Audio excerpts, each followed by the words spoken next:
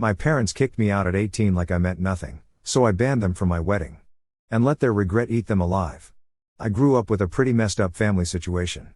My dad left when I was 12. No real reason given, he just walked out, leaving my mom and me behind. After he left, things were rough for a while, but my mom eventually remarried when I was around 15 or 16. Her new husband, let's call him Dale, was okay at first. He wasn't exactly mean or anything, but he also made it clear I wasn't his kid. I was just kind of there. Not that he came out and said that, but I always got this vibe that he saw me as my mom's baggage from her previous life, not really part of his new family. Now, don't get me wrong, Dale was never outright terrible to me. He just wasn't really interested in me. He had 2 kids with my mom, my half-brother and half-sister, and they were his world. Meanwhile, I was more like a guest in the house. I didn't realize it right away, but as I got older, it became super obvious that I wasn't ever going to be part of that little family unit.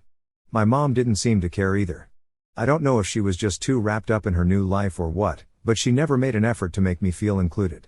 It was like she was happy to have her new family and didn't really need me anymore. I was pretty independent early on, maybe because I had to be. I spent a lot of time alone, doing my own thing, while Dale was with his kids and my mom was living her new life. I didn't really fit in with them, and honestly, it started to mess with me. I remember thinking, am I just extra here? Like I wasn't part of anyone's plans anymore? High school was alright, I guess. I focused on getting good grades and figuring out what I wanted to do with my life, mostly to distract myself from what was going on at home. I'd leave early, get home late, and basically avoid being there as much as I could. I got a part-time job when I was 17, which helped me stay out of the house. It wasn't a terrible life, but I knew that once I graduated, I wasn't sticking around. My plan was to go to college, get a degree, and get as far away from that situation as possible. Things got real, though, when I came home after my first year of college. I had just finished my freshman year, and I was excited to have a break, summer vacation, time to chill, maybe catch up with some high school friends. But nope, that wasn't in the cards for me. I still remember this like it was yesterday.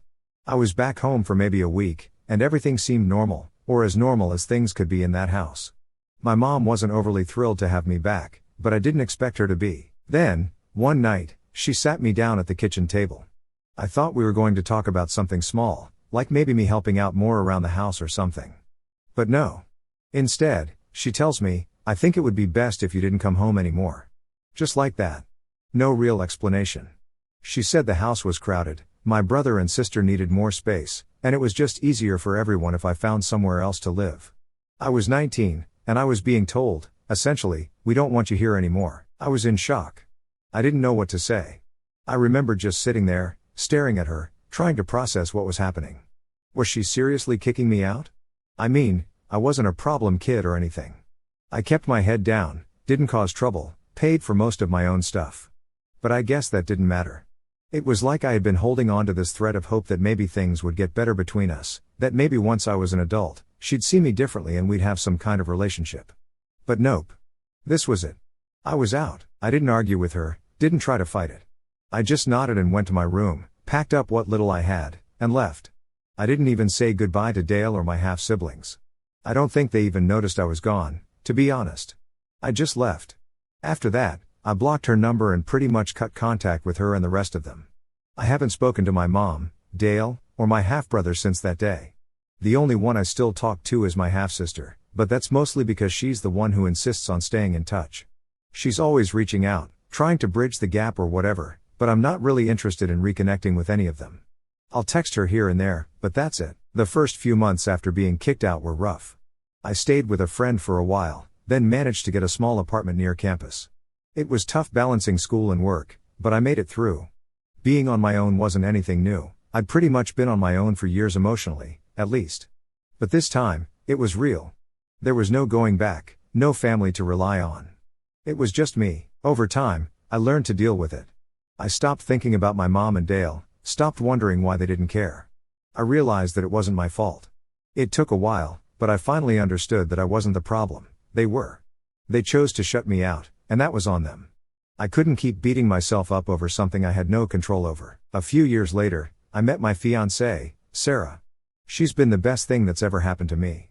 Her family's great, too. They welcomed me in without any hesitation, and for the first time, I felt like I was part of a real family. I told Sarah about my messed up family situation, and she was always supportive. She didn't push me to reconnect with them or anything like that, which I appreciated.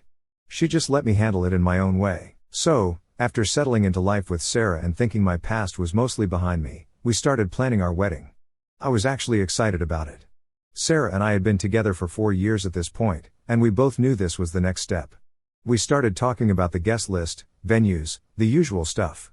Honestly, it felt good, like I was finally building something that had nothing to do with my old life, something that was mine. We're sitting on the couch one night, and she asks, "So, who do you want to invite from your side?" That's when things got weird for me. I started naming some close friends, people I knew from college, co-workers, the ones that really mattered. I didn't even think about my family, to be honest. It was so far from my mind that it didn't feel relevant. But then she asks, "What about your parents?" I kind of froze for a second. I hadn't even considered it. Why would I? These were the people who, let's be real, couldn't care less about me for the better part of my life.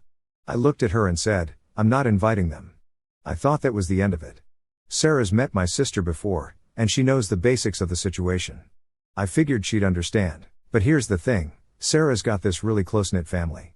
Like, her parents are the kind of people who remember birthdays, do Sunday dinners, the whole thing. So, she doesn't fully get how messed up my family situation is, not because she doesn't care, but because she's never lived through anything like it. So, she asks again, "Are you sure you don't want to invite them?" I mean, it's your wedding. I wasn't angry, but I felt a little annoyed. I explained how they basically kicked me out when I was 19, how they never reached out, how they've never made any effort to fix things. And it's not like I'm sitting around waiting for an apology, but if they wanted to be part of my life, they know where I am. I've been the same person in the same place for years. I even told her how I haven't spoken to my mom or Dale since that day, no cards, no calls, nothing. She seemed to get it after that, and I thought we were on the same page. But a couple of days later, we're sitting down to go over the save the dates, and she brings it up again. "Are you really sure you don't want to invite them?" And that's when I started getting frustrated. I mean, how many times do I have to explain the same thing? I love Sarah, but this felt like she wasn't listening to me or respecting how much this hurt me. I kept it together, though. I told her that inviting my family would only bring stress and drama. I didn't want my mom there, pretending like everything was fine, acting like she didn't throw me out of her life. It would just ruin the day for me. She nodded and seemed to drop it, but I could tell it was still on her mind. That's when it started to eat at me. I couldn't help but think, why is this such a big deal to her? It's my family, my decision. I tried not to let it get to me, but it was hard. I started second-guessing myself, wondering if maybe I was being too harsh. But then I'd remember all the crap I went through with them and realized I wasn't. Fast forward a few more days, and we're literally about to finalize the guest list.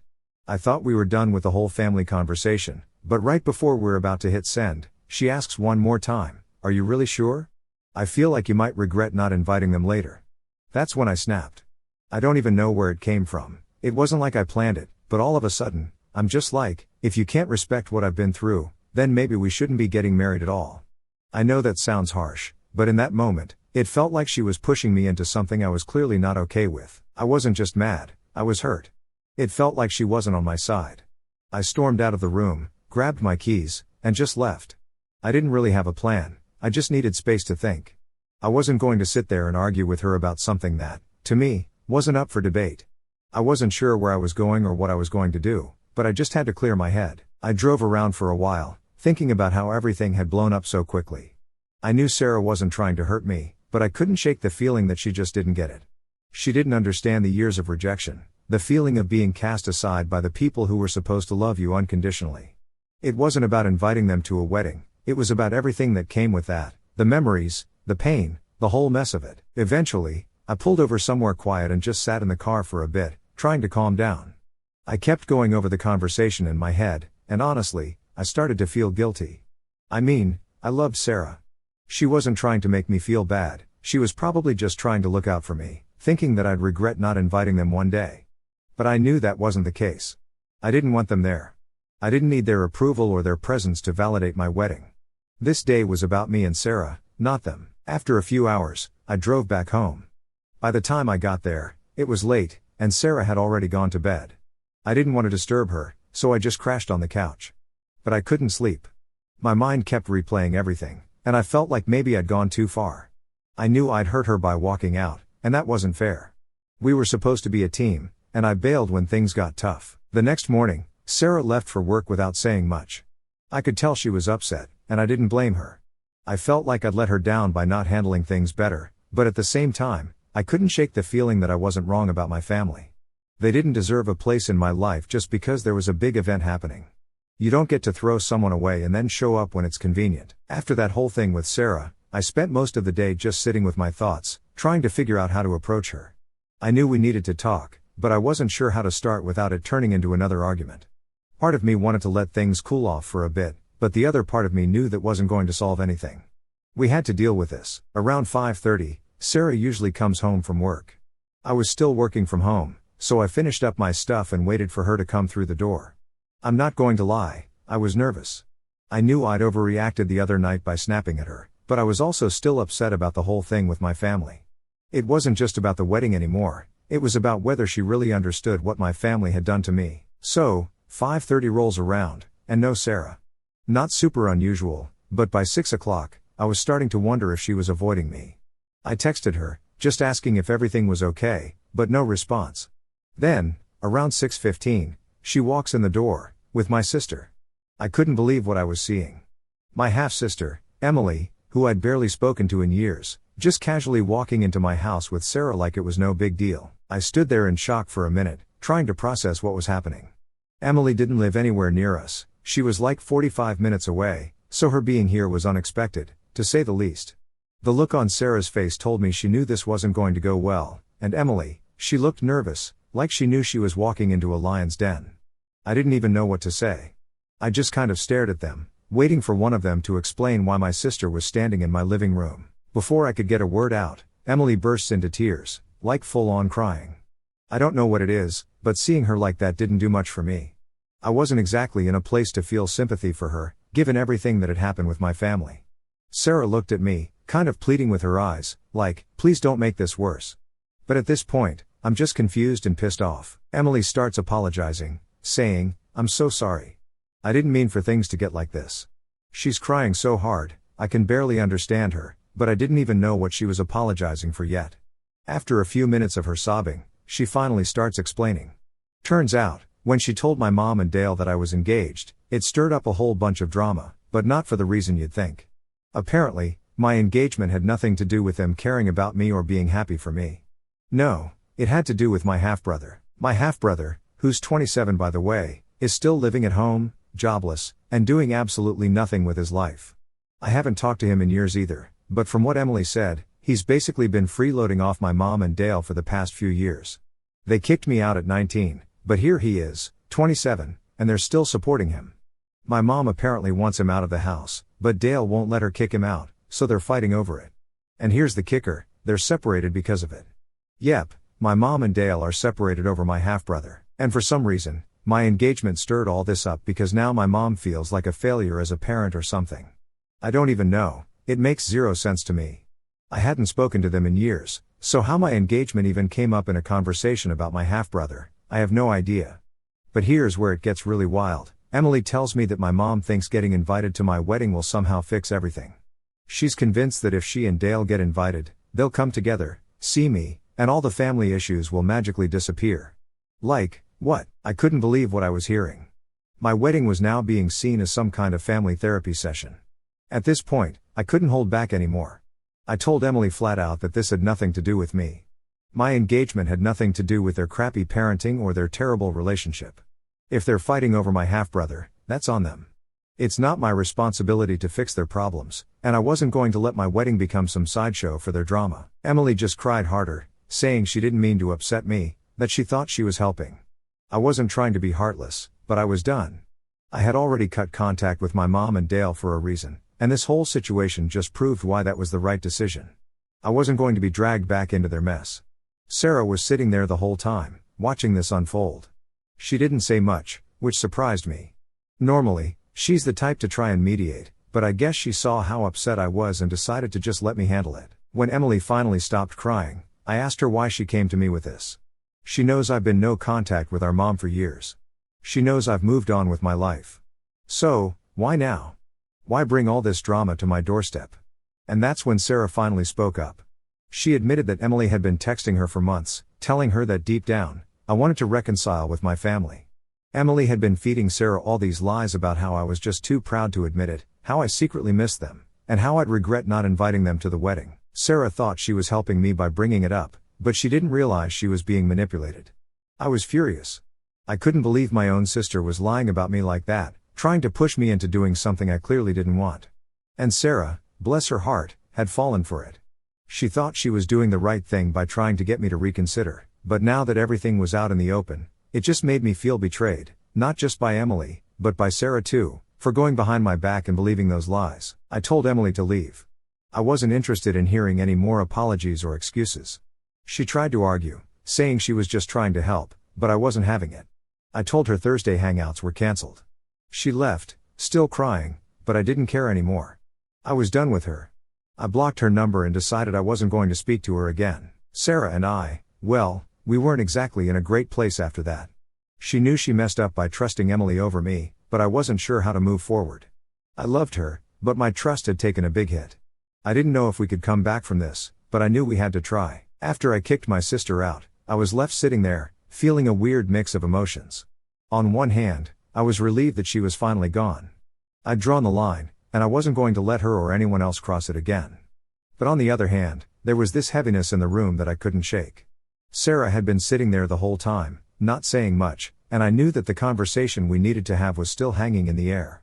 It wasn't going to be easy, but we had to get through it if we had any chance of moving forward. I stayed quiet for a bit, just trying to figure out what to say next. Sarah was sitting across from me, looking down at her hands, clearly upset. I wasn't angry at her anymore, but I still felt this sting of betrayal. It wasn't about Emily showing up, it was about the fact that Sarah had been talking to her behind my back for months. She should have known better. She should have trusted me. Eventually, Sarah broke the silence. "I'm sorry," she said, her voice soft and shaky. "I didn't mean for it to get like this. I thought I was helping." I took a deep breath. I didn't want to yell or say something I'd regret, but I also didn't want to let this go without addressing it. "Why didn't you talk to me?" I asked. "You know me better than anyone. Why would you believe what Emily was saying instead of coming to me first?" She looked up at me, her eyes already teary. "I don't know," she admitted. "I guess I thought you were just too hurt to admit that you missed them. I mean, you never really talk about your family, and I just assumed that deep down, you might want to fix things. I didn't realize how bad it was." That hit me hard. I realized that maybe I hadn't been as open with Sarah as I thought I had been. Sure, she knew the basics, how my mom had kicked me out, how I'd gone no contact, but I hadn't really told her how deep those wounds went. I hadn't explained how much it had messed me up to feel like I didn't matter to my own family. Maybe I was partly to blame for not fully opening up, but it didn't change the fact that she'd let my sister manipulate her. "I get that you were trying to help," I said, trying to keep my voice calm. "But Sarah, I've told you over and over again that I don't want anything to do with them. I'm not secretly hoping for some big family reunion. I don't need them in my life.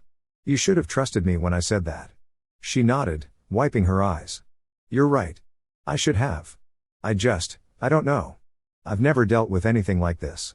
My family's always been so close, and I guess I couldn't wrap my head around the idea that you wouldn't want to make things right with yours. But now I see that it's not the same. Your family isn't like mine." That was the thing. Sarah's family was picture perfect, parents who loved each other, siblings who actually got along. They had their issues, sure, but nothing compared to the mess I'd been through. I couldn't blame her for not fully understanding, but it didn't make it hurt any less. "I just need you to believe me when I tell you something," I said, "even if it doesn't make sense to you, even if it's different from what you're used to. I need you to trust that I know what's best for me when it comes to my family." She reached across the table and took my hand. "I'm so sorry," she whispered. "I'll never go behind your back like that again. I promise." I squeezed her hand, feeling the tension between us slowly start to ease. I knew this wasn't going to fix everything right away, but it was a start. At the end of the day, I loved Sarah, and I knew she loved me. We'd been through a lot together, and this was just another bump in the road. We were going to work through it, one way or another. After a few minutes of sitting in silence, I finally asked, "What do we do now?" It felt like the big question that had been hanging over us for days. "Well," Sarah said, "we still need to talk about the wedding. I know we've put it off because of everything that's happened, but we can't ignore it forever." She was right. The wedding plans had come to a screeching halt the moment this whole family drama blew up. We hadn't sent out the save the dates yet, and the guest list was still sitting there, unfinished. I don't want them at the wedding, I said firmly. My mom, Dale, my brother, they don't get to be there. Not after everything they've done. I get that, Sarah replied, and I'm not going to push you anymore. It's your family, your call. I just wanted to make sure you were absolutely sure about it. I'm sure, I said. If they want to be in my life, they'll have to earn that spot. But I'm not giving them an invitation just because it's a big day. They haven't earned that, and they don't deserve it. Sarah nodded. Okay. We'll move forward without them. The next few days after that talk with Sarah were a bit of a blur. It was like a weight had been lifted, but at the same time, there was this lingering tension. We weren't fighting anymore, but we weren't exactly back to normal either. You know that weird feeling when you and someone you care about have made up, but things still feel off? Yeah, that's where we were. I tried to throw myself into work, just to keep my mind busy, but every now and then, I'd catch myself thinking about everything that had happened. I was still mad about Emily showing up unannounced and stirring up all this drama. I couldn't believe she thought my wedding would be some sort of family reunion fix-it-all event. Like, where was that logic even coming from? But I guess I should have expected it. That's how my family operates, sweep all the issues under the rug and pretend like everything's fine. Sarah and I had agreed to move forward with the wedding plans, but the energy around it just felt different now. Before all this, it was exciting. We'd talk about venues, colors, flowers, typical wedding stuff. Now, it felt like we were just trying to get through it, and I hated that.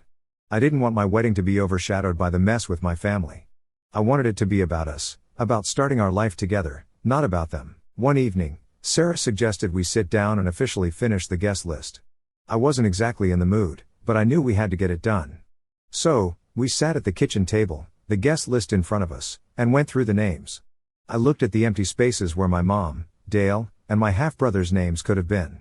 I didn't feel any guilt about leaving them off. If anything, it felt like the right call. Sarah must have noticed the look on my face because she reached over and squeezed my hand. You okay? She asked, her voice soft.